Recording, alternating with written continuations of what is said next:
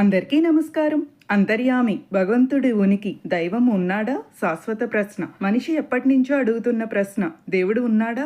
ఈ సందేహం సాధారణ మనిషికే కాదు, మేధావులకో కూడా ఉంటుంది. స్వామి వివేకానంద కూడా ఇదే ప్రశ్నతో తప్పించి రామకృష్ణ పరమహంస ద్వారా ప్రత్యక్ష అనుభూతి పొందాడు. అంటే దైవం తెలుసుకోవడం వాదంతో కాదు, అనుభూతితో సాధ్యం. రెండవది, మన ఊహలోని దైవం. మనిషి ఇలా ఆలోచిస్తాడు: ఆవు ఒక రూపం, చెట్టు ఒక రూపం, అలాగే దైవం ఒక వ్యక్తి. కాబట్టి చూడలేకపోతే లేడని అనుకుంటాడు.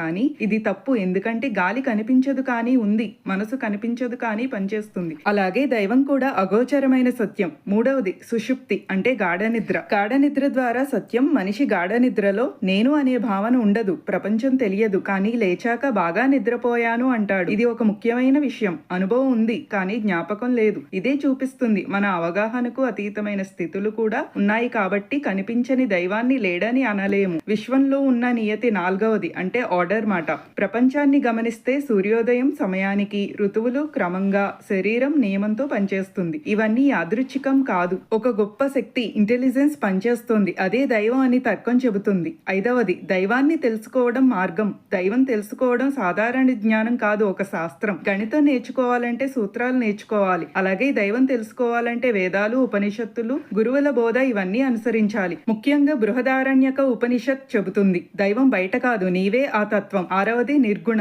నిరాకార దైవం. శాస్త్రం ప్రకారం దైవం రూపం లేదు, నిరాకారం, గుణాలు లేవు, నిర్గుణం. అందుకే కళ్ళతో చూడలేం, చేతులతో తాకలేం. ఉదాహరణ, కళ్ళు అన్నింటినీ చూస్తాయి కానీ తమను తాము చూడలేవు. అలాగే మన చైతన్యం అన్నింటినీ తెలుసుకుంటుంది కానీ తనను తాను చూడలేడు. ఏడవది, అంతర్యామి భావం. అంతర్యామి అంటే మనలోని ఉన్న దైవం శరీరంలో, మనస్సులో, ప్రతి జీవిలో. అదే పరమాత్మ. ఇది చెప్పేది దేవుడు బయట వెతికే వస్తువు కాదు, అనుభవించాల్సిన సత్యం. ఎనిమిదవది, భక్తి మార్గం ఎందుకు అవసరం? నిర్గుణ దైవాన్ని నేరుగా తెలుసుకోవడం కష్టం. అందుకే భక్తి, పూజ, ఆలయ దర్శనం ఇవి అవసరం. మనం ఇలా భావించాలి: కైలాసంలో ఉన్నాడు, వైకుంఠంలో ఉన్నాడు, గుడిలో ఉన్నాడు, నా హృదయంలో ఉన్నాడు అని. ఈ విశ్వాసమే భక్తి. తొమ్మిదవది, అవతార రహస్యం. నిర్గుణ దైవం భక్తుల కోసం సగుణంగా అవతరిస్తాడు. ఉదాహరణ, శ్రీరాముడు, శ్రీకృష్ణుడు. ఎందుకు? ధర్మస్థాపన కోసం, భక్తుల రక్షణ కోసం. కానీ అవతారం కూడా తాత్కాలికమే, చివరికి నిర్గుణ స్థితిలోకి వెళ్తాడు. పదవది, భక్తి ఔన్నత్యం. భక్తి యొక్క గొప్పతనం. భక్తుడు ఎంత నిజాయితీగా పిలిస్తే దైవం అంత త్వరగా స్పందిస్తాడు. శాస్త్రం చెబుతుంది, భక్తుడి భక్తికి బద్ధుడై నిర్గుణ పరమాత్మ కూడా సగుణంగా దర్శనమిస్తాడు. ఈ మొత్తం విషయాన్ని ఒక లైన్లో చెప్పాలంటే దైవం బయట కాదు, అంతర్యామిగా మనలోనే ఉంది. తెలుసుకోవడానికి భక్తి మొదటి మెట్టు, జ్ఞానం చివరి మెట్టు. సందేహం సహజం, తర్కం అవసరం, కానీ అనుభూతి ముఖ్యం. భక్తితో ప్రారంభమై